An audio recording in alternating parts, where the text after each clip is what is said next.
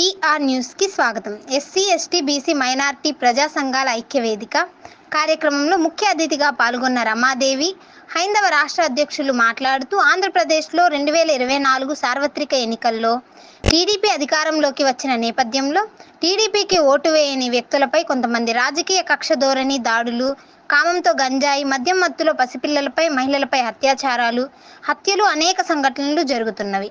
వాటిని అరికట్టవలసిన బాధ్యత ప్రభుత్వానిది.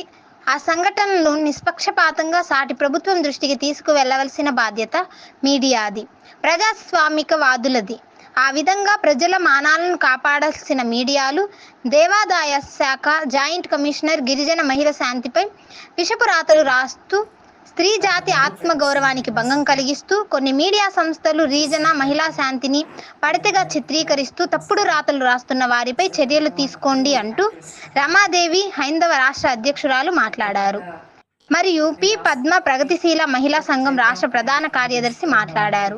మరియు ఈ కార్యక్రమంలో చావలి సుధాకర్, ఓపీడీఆర్ రాష్ట్ర అధ్యక్షులు భీమవరం సుబ్బారావు, అఖిల భారత విప్లవ యోజన సంఘ రాష్ట్ర కన్వీనర్ మరియు దళిత సంఘ నాయకులు పాల్గొన్నారు.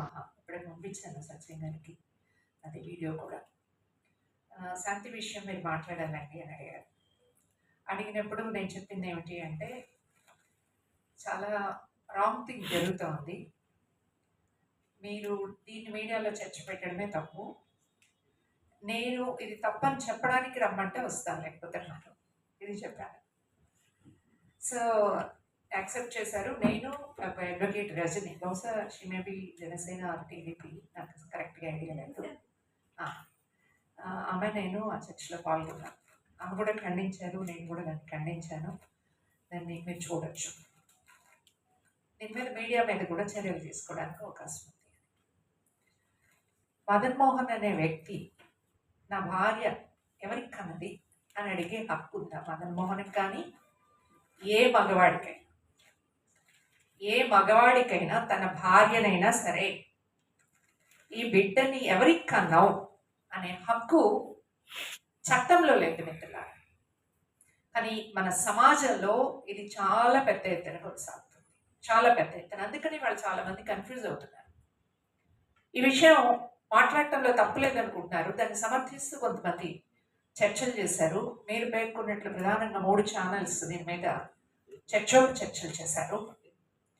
నా దగ్గరికి ఒక మిత్రుల ద్వారాలు ఫోన్ చేసి, శాంతి నా దగ్గరికి వస్తున్నారు, ఏం సలహా ఇవ్వమంటారు అంటే, అసలు ఆమె మీడియా ఎందుకు వచ్చిందో నాకు తెలియదు, అవసరంలా ఆమె వచ్చి మాట్లాడాల్సిన అవసరం. 1, 2 మదన్ మోహన్ మీద కేసు ఫైల్ చేయొచ్చు, మీడియా మీద కేసు ఫైల్ చేయొచ్చు. అమ్మాయి షీఈ్ ఎ లాయర్.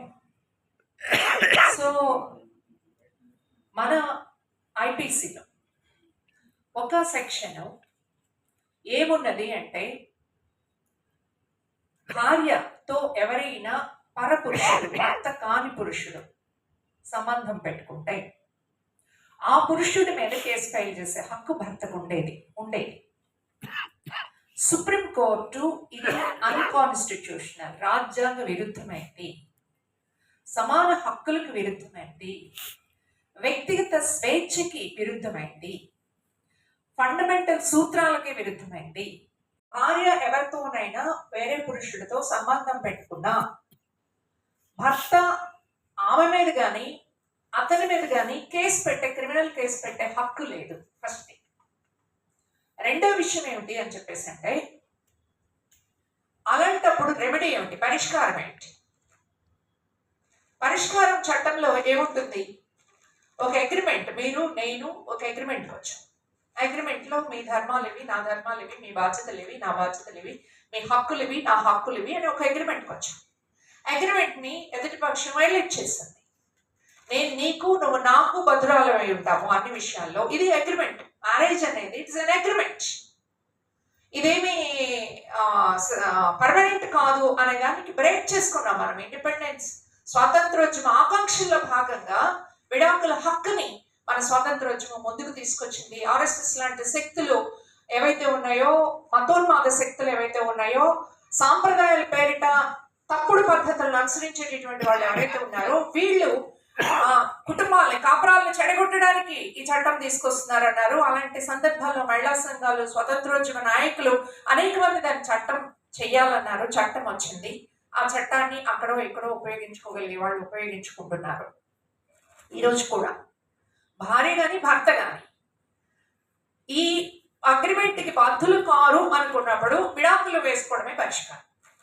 మా అగ్రిమెంట్ భగ్నమైంది, అగ్రిమెంట్కి భిన్నంగా వేరే వాళ్ళతో సంబంధాల్లో ఉన్నారు కాబట్టి నాకు డైవోర్స్ ఇవ్వండి. It is a ground for divorce, అంతే. It's not a ground for criminal case or propaganda or anything. దీన్ని వైలేట్ చేస్తున్నటువంటి మదన్ మోహన్ మీద ఆమె కేసు పెట్టాలి. ఇంట్రెస్ట్ ఉంటే ప్రజా సంఘాలు కూడా దాన్ని ఆసక్తి ఉండటమేనే కాదు, సమయం దానికి తగినటువంటి ఏర్పాట్లు చేసుకోగలిగేది అతని మీద కేసు పెట్టమని చెప్పేసి మనం అడగ. అమ్మకానికి వీలైనటువంటి ఒక సరుకు అవునా కాదా ఈరోజు సమాజంలో నేను అడుగుతున్నాను.